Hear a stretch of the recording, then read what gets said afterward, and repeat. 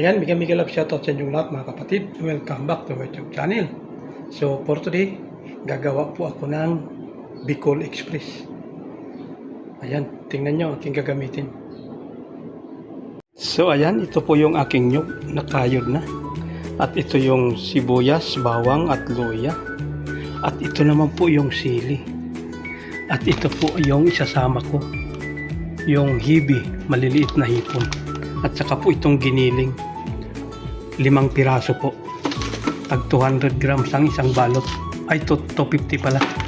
Yan. So yan, umpisahan ko muna po magluto. Ayan, igigisa ko muna po yung giniling para hindi po malansa. Papainit na po ako ng mantika. Itong ginamit ko po ay olive oil. Ayan, uunahin ko muna po yung luya.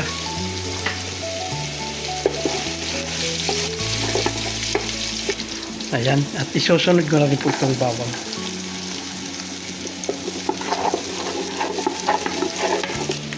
Ayan, golden brown na po ang ating luya at bawang. Ilalagay natin itong sibuyas.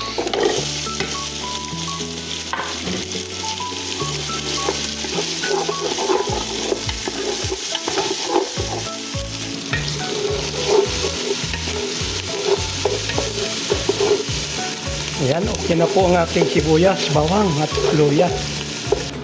So ayan, okay na po yung aking giniling na manok. Ilalagay ko na rin po itong hibi.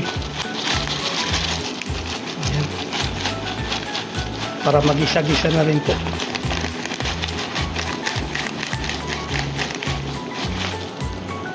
Ayan, kalahati po ang linagay ko.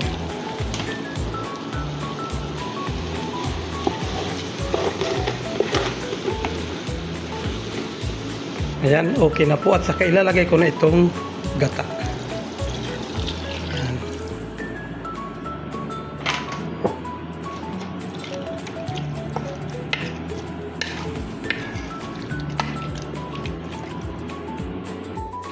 So ayan, nailagay ko na po ang ating gata.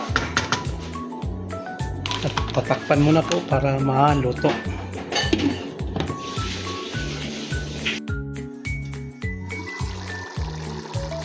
So ayan, medyo bumaba na po ang ating gata.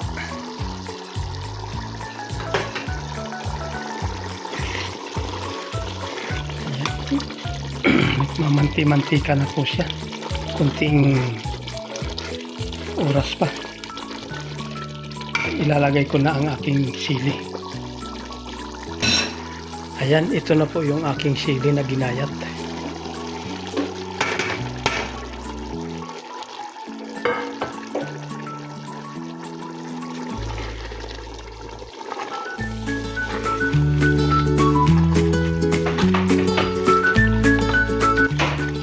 Yan ang aking Bicol Express.